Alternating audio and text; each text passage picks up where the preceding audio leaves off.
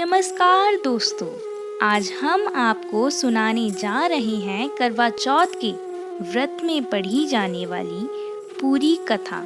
बहुत समय की बात है। एक साहूकार के 7 बेटे और उनकी एक बहन थी। सभी सातों भाई अपनी बहन से बहुत प्यार करते थे। एक बार उनकी बहन ससुराल से मायके आई थी। सेठानी सहित उसकी बहुओं और बेटी ने करवा चौथ का व्रत रखा था। शाम को जब भाई अपने काम से लौटे तो उन्होंने देखा कि उनकी बहन बहुत व्याकुल थी।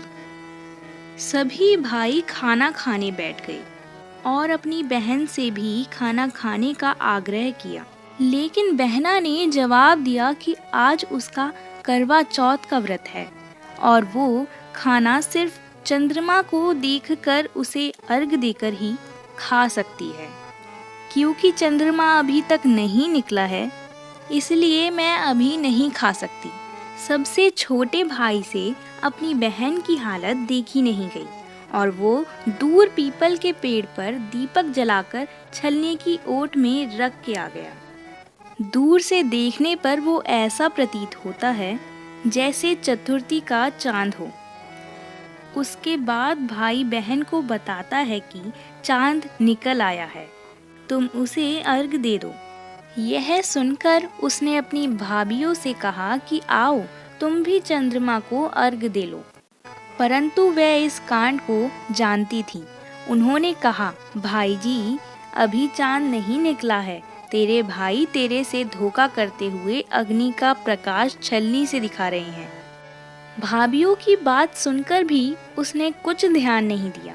भाइयों द्वारा दिखाए प्रकाश को ही अर्घ देकर खाना खाने बैठ जाती है। जब वह पहला निवाला मुंह में डालती है तो उसे छींक आ जाती है। दूसरा निवाला डालती है तो उसमें बाल निकल आता है। जैसे ही तीसरा निवाला डालने की कोशिश करती है, उसके ससुराल से खबर आती है कि उसके पति की तबीयत बहुत खराब है, जितनी जल्दी हो सके घर आ जाओ।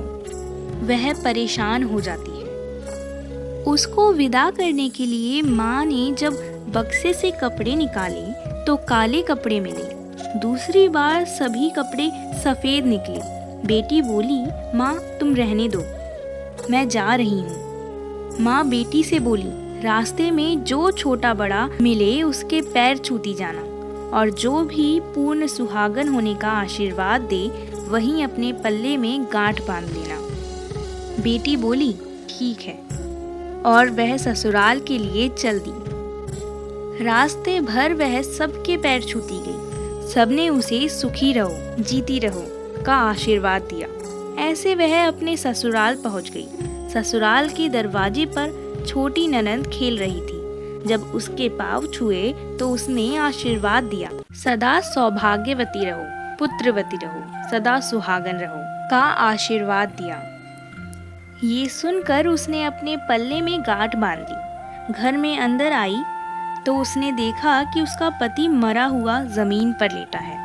यह देखकर वह रोने लगी और संयोग से वहां इंद्राणी आई, जिन्हें देखकर वह विलाप करते हुए बोली, हे माँ, यह किस अपराध का फल मुझे मिला है?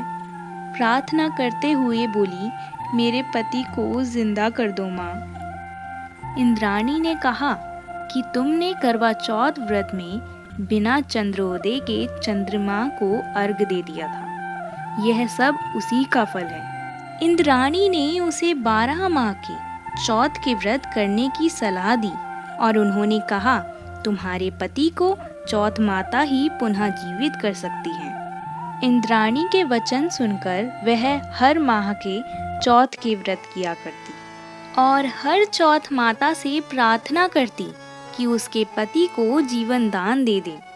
चौथ माता आती तो बोलती, करवो ले, भाइयों की प्यारी बहन करवो ले, घड़ी बुखारी करवो ले। वह चौथ माता से विनती करती, पर चौथ माता उसे कहती, जब हमसे बड़ी चौथ आएगी तो उससे अपने पति के लिए जीवन दान मांगना। ऐसा करते करते सभी चौथ आई और सभी यही कहकर चली गई। अश्विन की चौथ बोली, तुझसे कार्तिक की करवा चौथ माता नाराज हैं। वो ही तेरे सुहाग को लौटा सकती हैं। जब वो आएगी तो उनके पैर मत छोड़ना।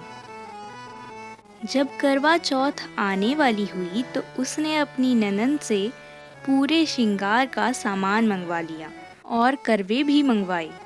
करवा चौथ आई तो उसने व्रत रखा और चांद निकलने पर अर्घ दिया। चौथ माता की जोत करी।